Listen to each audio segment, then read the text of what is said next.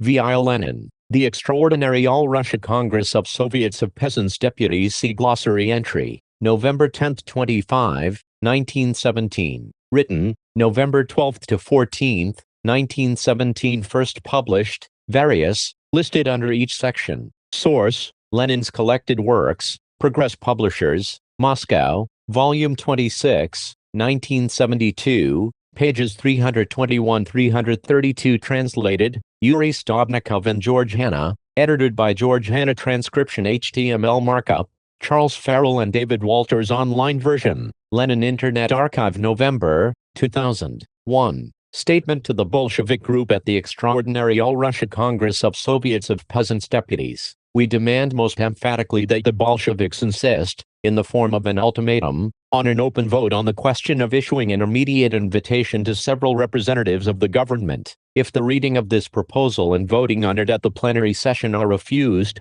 the whole Bolshevik group should walk out by way of protest. Lenin. Written on November 12, 1917. First published in 1933 in Lenin Miscellany 21. Published according to the manuscript. 2. Speech on the Agrarian Question. November 14. Newspaper report. On the instructions of the Bolshevik group, Comrade Lenin delivered a speech setting forth the views of the Bolshevik Party on the agrarian question. He said that the Party of Socialist Revolutionaries had suffered defeat over the agrarian question, since it had advocated the confiscation of the landed estates, but refused to carry it into effect. Landed proprietorship forms the basis of feudal oppression, and the confiscation of the landed estates is the first step of the revolution in Russia. But the land question cannot be settled independently of the other problems of the revolution. A correct view of these problems can be derived from an analysis of the stages through which the revolution has passed. The first stage was the overthrow of the autocracy and the establishment of the power of the bourgeoisie and the landowners. The interests of the landowners were closely interwoven with those of the bourgeoisie and the banks. The second stage was the consolidation of the Soviets in a policy of compromise with the bourgeoisie. The mistake of the left socialist revolutionaries was that at that time they failed to oppose the policy of compromise on the plea that the masses were not sufficiently enlightened. A party is the vanguard of a class, and its duty is to lead the masses, and not merely to reflect the average political level of the masses. But in order to lead those who vacillate, the left socialist revolutionary comrades must themselves stop vacillating. Comrades left socialist revolutionaries. In July, there began a period in which the masses of the people started breaking away from the policy of compromise, but to this very day the left socialist revolutionaries are stretching out a hand to the absentievs, while offering the workers only their little finger. If compromise continues, the revolution is doomed. Only if the peasantry supports the workers can the problems of the revolution be solved. Compromise is an attempt on the part of the masses of workers, peasants and soldiers to get their needs satisfied by means of reforms, by concessions on the part of capital, without a socialist revolution. But it is impossible to give the people peace and land without overthrowing the bourgeoisie, without socialism. It is the duty of the revolution to put an end to compromise, and to put an end to compromise means taking the path of socialist revolution. Comrade Lenin went on to defend the instructions to the Volus committees and spoke of the necessity of breaking with the leading organs, such as the army committees, the executive committee of the peasants' deputies, etc. We adopted our law on the Volus committees, he said, from the peasants. The peasants want land and the prohibition of hired labor, they want implements for the cultivation of the soil, and this cannot be obtained without defeating capital. You want land, we said to them, but the land is mortgaged and belongs to Russian and world capital. You are throwing down a challenge to capital, you are following a different path from ours. But we are at one with you in that we are marching, and must march, towards the social revolution. As for the Constituent Assembly, the speaker said that its work will depend on the mood in the country, but he added, trust in the mood, but don't forget your rifles. Comrade Lenin went on to deal with the question of the war. When he referred to the removal of Dukhanin and the appointment of Krylenko as commander-in-chief, there was laughter among the audience. It may be funny to you, he retorted, but the soldiers will condemn you for this laughter. If there are people here who think it funny that we removed a counter-revolutionary general and appointed Krylenko, who is against the general and has gone to conduct negotiations, we have nothing to say to them. We have nothing in common with those who do not recognize the need to fight the counter-revolutionary generals. Rather than have anything to do with such people, we prefer to retire from power, go underground if necessary. First published in 1933 in Pravda No. 190, November 28, 1917, published according to the Pravda text. 3. Draft Resolution. The Peasants' Congress fully and in every way supports the law, decree, on land of October 26, 1917, approved by the Second All-Russia Congress of Soviets of Workers and Soldiers Deputies and published by the Council of People's Commissars as the Provisional Workers and Peasants Government of the Russian Republic. The Peasants' Congress declares its firm and unshakable resolve to ensure the implementation of this law, calls upon all peasants to support it unanimously and to carry it out themselves in the localities without delay, and also to elect to all in every responsible post and office only people who have proved not in word but in deed their complete devotion to the interests of the working and exploited peasants, their readiness and ability to uphold these interests against any resistance the landowners, capitalists, and their supporters or accomplices may offer. The Peasants' Congress also expresses its conviction that the full implementation of all the measures constituting the law on land is possible only if the workers' socialist revolution, which began on October 25, is successful. For only the socialist revolution can ensure the transfer of the land to the working peasantry without compensation, the confiscation of the landowner's implements, full protection of the interests of agricultural wage workers and the immediate commencement of the unconditional abolition of the entire system of capitalist wage slavery, the proper and planned distribution of the products of both agriculture and industry among the various regions in the population of the country, control over the banks. Without such control, the people will not be masters of the land even though private property in land is abolished, all-round state assistance specifically to the working and exploited people, etc. Therefore the Peasants' Congress, fully supporting the revolution of October 25, and supporting it precisely as a socialist revolution, declares its unswerving resolve to carry out, with due gradualness but without the slightest vacillation, measures aimed at the socialist transformation of the Russian Republic, a necessary condition for the victory of the socialist revolution, which alone can secure the lasting triumph and full implementation of the law on land, is the close alliance of the working and exploited peasantry with the working class, the proletariat, in all the advanced countries. In the Russian Republic, the entire organization and administration of the state from top to bottom must henceforth be based on such an alliance, rejecting all and every attempt, direct and indirect, overt and covert, to return to a course that experience has rejected, to the course of conciliation with the bourgeoisie and the champions of bourgeois policy. This alliance alone can ensure the victory of socialism the world over. Written November 14, 1917, first published in Izvestia No. 226, November 28, 1917,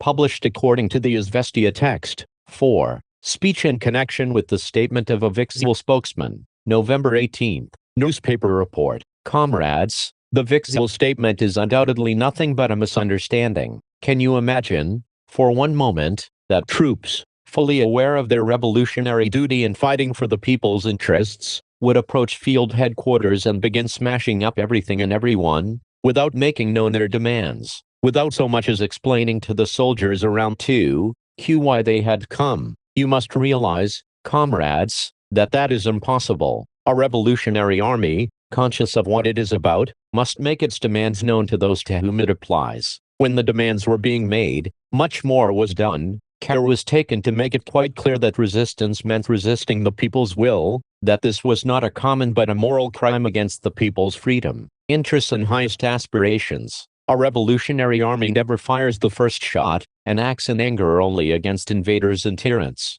Had it been otherwise, the word revolution would have lost its meaning. I feel I must draw your attention to the fact that while making its unverified charges, Vikzhel announces its neutrality. That is something Vikzhel has no right to do. At a time of revolutionary struggle, when every minute counts, when dissent and neutrality allow the enemy to put in his word, when he will certainly be heard, and when no haste is made to help the people in their struggle for their sacred rights, I cannot call such a stand neutrality. It is not neutrality. A revolutionary would call it incitement, applause. By taking such a stand you incite the generals to action. When you fail to support us, you oppose the people. To postpone the armistice is just what General Dukhanin wants. By assisting him you are sabotaging the armistice. Think of the grave responsibility that falls upon you, and consider what the people will say. Comrade Lenin went on to say that the telegraph services were being sabotaged in some areas. The government was left without information,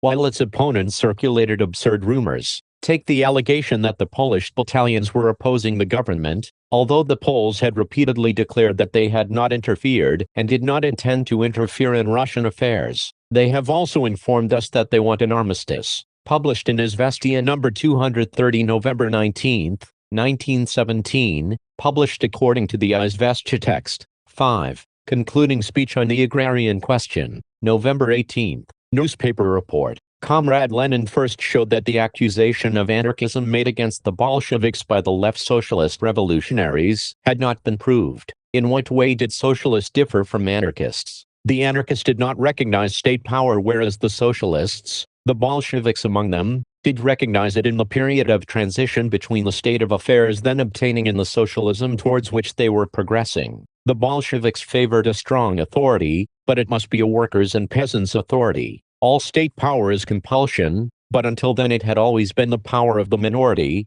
the power of the landowner and capitalist employed against the worker and peasant. He said that the Bolsheviks stood for the state power that would be a firm authority of the majority of the workers and peasants employed against the capitalists and landowners. Comrade Lenin then went on to show that the left socialist revolutionaries' resolution on the land had called the new government a people's socialist government, and dwelt on the points that could closely unite the Bolsheviks and left socialist revolutionaries. The alliance of the peasants and workers was a basis for an agreement between the left socialist revolutionaries and the Bolsheviks. It was an honest coalition, an honest alliance, but it would be an honest coalition at the summit too, between the left socialist revolutionaries and the Bolsheviks, if the left socialist revolutionaries were more definite in stating their conviction that the revolution was a socialist revolution. It was a socialist revolution. The abolition of private property in land, the introduction of workers' control, the nationalization of the banks, all these were measures that would lead to socialism.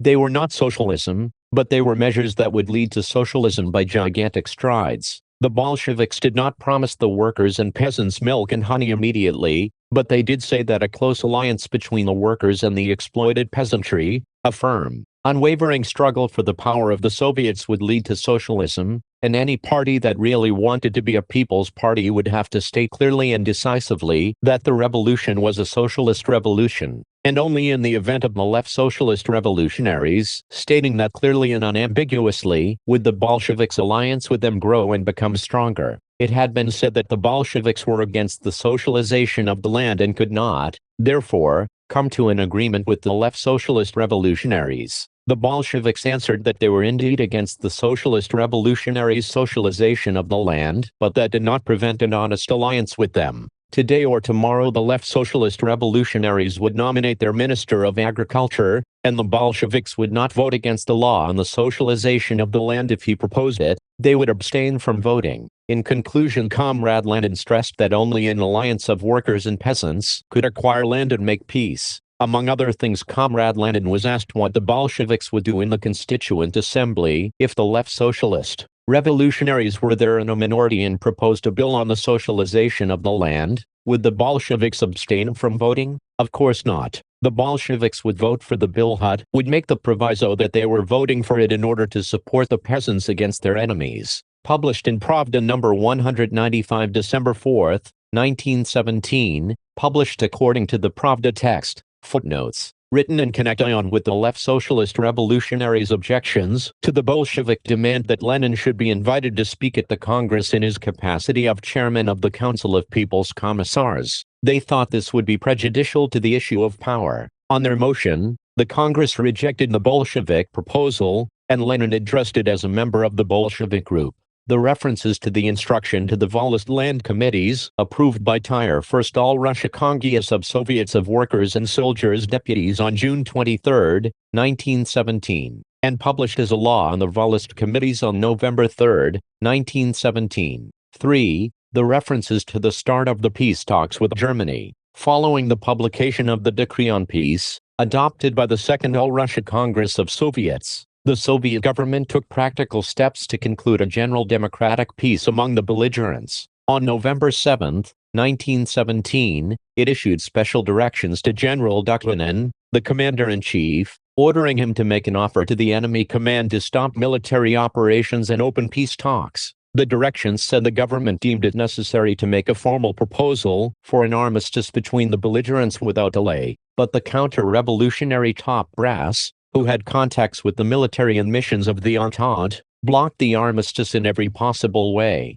On November 8, the People's Commissariat for Foreign Affairs sent a note to the Allied ambassadors, proposing an immediate ceasefire on all fronts and negotiations on peace. The Entente ambassadors met at the U.S. Embassy in Petrograd on November 9. Arid decided to ignore the Soviet government's note. The refusal of the Entente imperialists to support the Soviet government's peace initiative and their active resistance to the conclusion of a peace forced the Council of People's Commissars to start separate peace talks with Germany. On November 14, word was received that the German High Command was prepared to start armistice talks. On the Soviet government's proposal, the talks postponed for 5 days to give the Allied government another chance to make known their attitude on the peace proposal. On November 15, the Soviet government issued its appeal to the governments and peoples of all the belligerent countries, urging them to join in the peace negotiations. There was no reply from the Allied powers. On November 19, a Soviet peace delegation led by A.